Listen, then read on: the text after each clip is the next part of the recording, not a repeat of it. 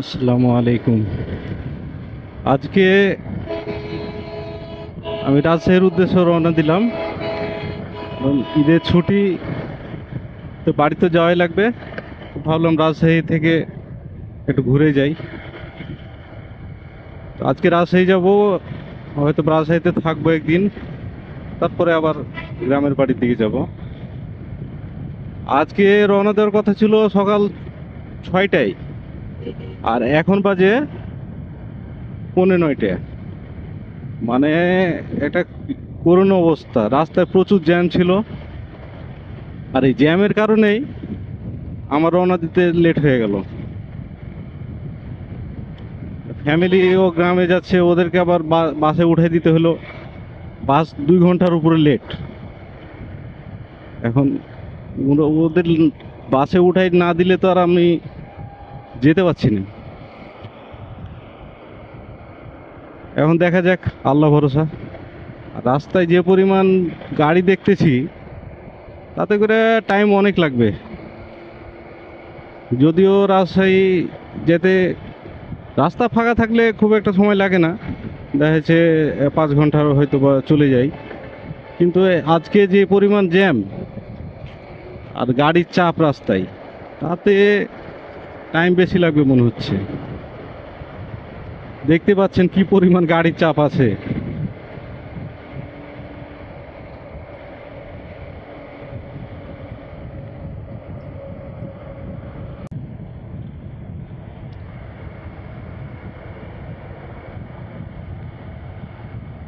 এখন সময় যখন 9:30, আমি অলরেডি চন্দ্রা পৌঁছে গেছি। ধরেন আধা ঘন্টার মধ্যে চন্দ্রে চলে এসেছি।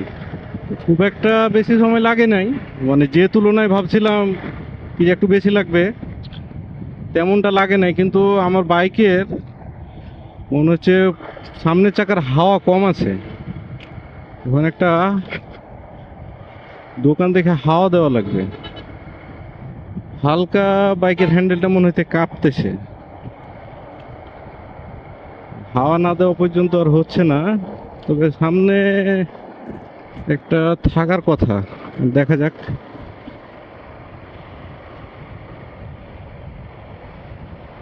হাওয়া মেশিন,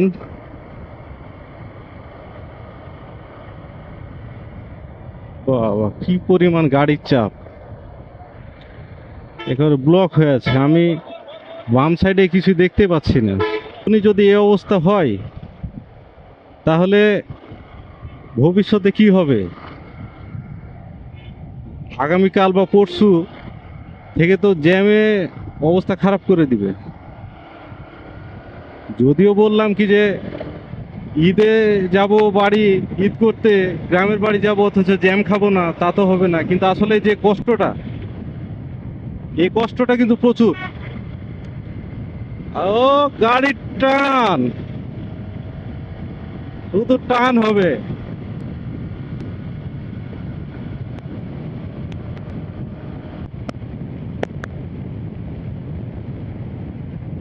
বাতাসে প্রচুর চাপ আছে।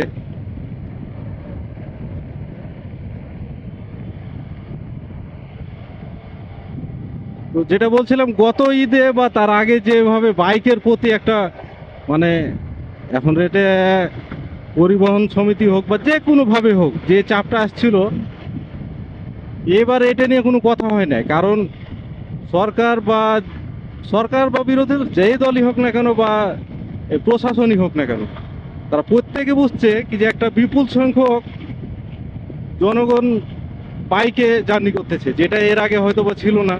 কিন্তু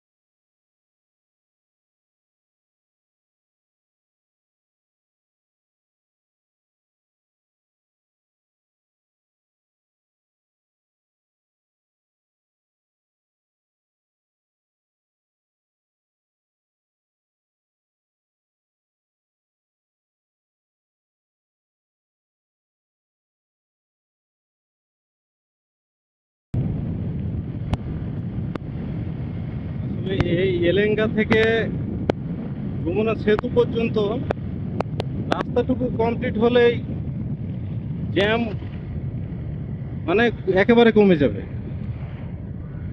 কাজ চলতেছে, কিন্তু এই যে যে মাঝে মাঝে যে ব্রিজগুলো আছে, ছোট ছোট ব্রিজগুলো, এগুলো বানাইতে আসলে টাইম লাগতেছে তো। এবং ব্রিজটা তো অনেক গভীর, এটার জন্যই মানে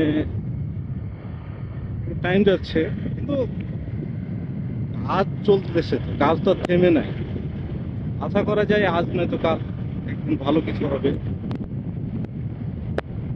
আমি আসলে আজকে বুঝতে পারছি না আমার স্পিকারটা ঠিকভাবে কাজ করছে কি করে না। একবার করে মনে হচ্ছে কাজ করছে, একবার করে মনে হচ্ছে করে না। বাবা, রাস্তা পুরোটা দখল করলে আমি যাবো কোনটা দিয়ে? ওকে, রাস্তা ছাড়েন ভাই, ধন্যবাদ। আপনিও ভাইয়া একটু, ওকে। এই আপু আবার কি রে ভাই? আপু তো এ বাবা আমারে আবার ই দেয়, পাস দেয়, এ ধর। ও চাপ দিয়ে আমি রাস্তার নিচে নেমে যাই, ওকে সাইড দিতে লাগবে। মানে আমি যেন বামে চালায় অপরাধ করে ফেলাইছি। আমাকে তো রাস্তার নিচে চালানো উচিত ছিল।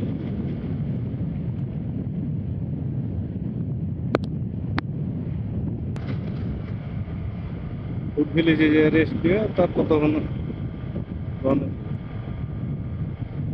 এই সময়টুকু আর ঝামেলা করতে হবে না। আর এদিকে অলরেডি 86 কিলোমিটার হয়ে গেছে, সময় যখন 10টা 45। So no problem. এখন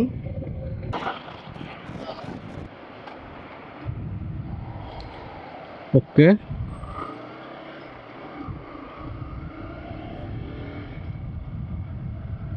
এর আগে ব্রিজ দিয়ে প্রচুর গেছি, কারণ বাইক নিয়ে যাতায়াত করা হয় ইদানিং। অতএব কিন্তু ব্লগিং এ আসার পর থেকে এই প্রথম।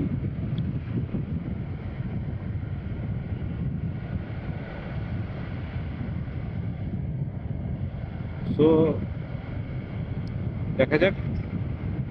কিন্তু গাড়ি তো আমাকে সাইড দিবে না, আমি বাম দিকেই থাকি, তাহলে নদীর পানি দেখা যাবে।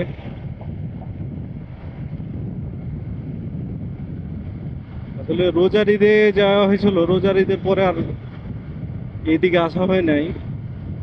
তখন তো পানি ছিল না, একেবারে শুকনো ছিল। এখন পানি আছে, আরো বাড়তে থাকবে পানি।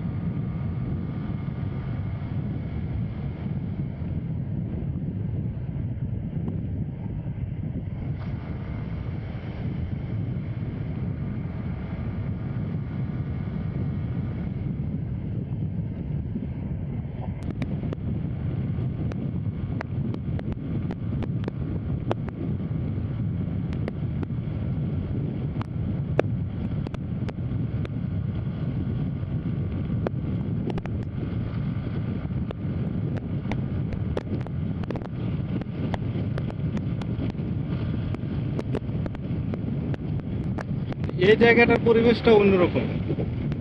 এটা হচ্ছে ব্রিজ কর্তৃপক্ষ থেকে মনে হয়, সেতু কর্তৃপক্ষ। বগুড়া, বগুড়া যাবো না।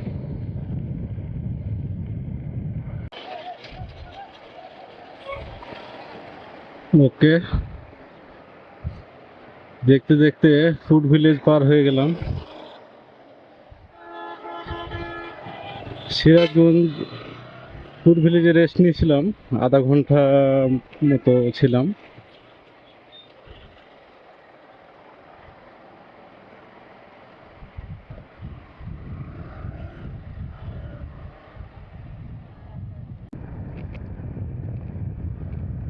এখন আমরা আছি চলন বিলে।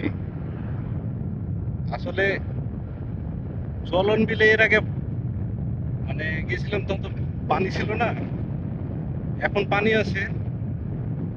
তারপর যদিও কম পানি, আগের মতো নাই, তারপরও আছে তো।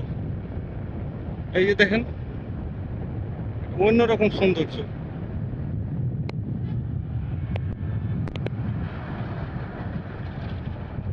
এই পানিটা যখন আরো বেড়ে যাবে, মানে এই কিনারায় চলে আসবে, তখন বেশি মজা লাগবে।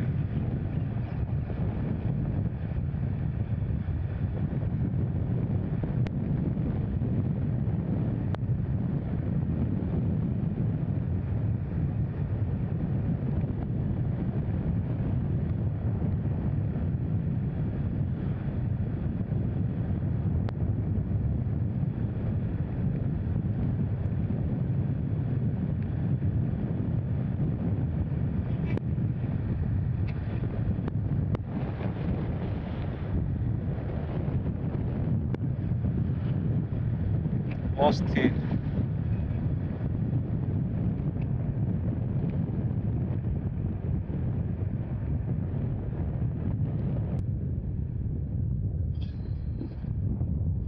পাবনা যাবো না, পাবনা যাওয়ার ইচ্ছা নাই ভাই, রাজশাহী যাই।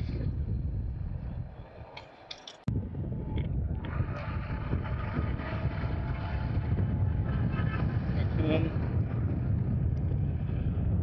সময় যখন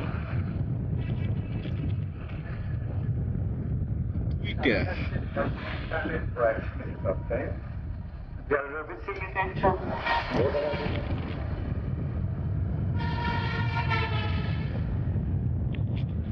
এখন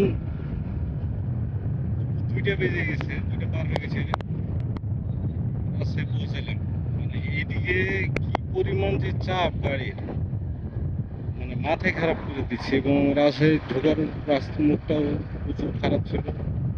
তবে এই যে রাজশাহীর যে সৌন্দর্য, এটা দেখে মুগ্ধ। আর কি লাগে, জায়গার এক এক রাস্তায় এক এক ভাবে সাজিয়েছে। এই রাস্তাটা একরকম ভাবে, আরেক রাস্তা আরেক রকম, এইরকম আর কি। একটার সাথে আর একটা একই রকম করে দেয়নি, এটা একটা ভালো দিক। খুবই সুন্দর,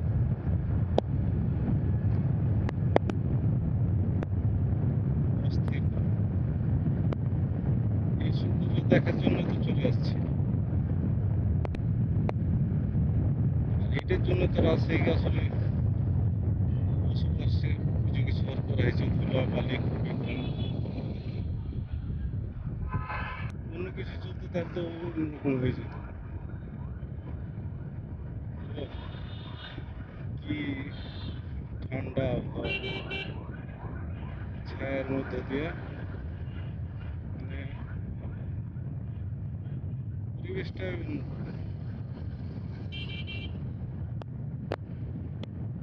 অ্যাম্বুলেন্সটা আসছে, বাট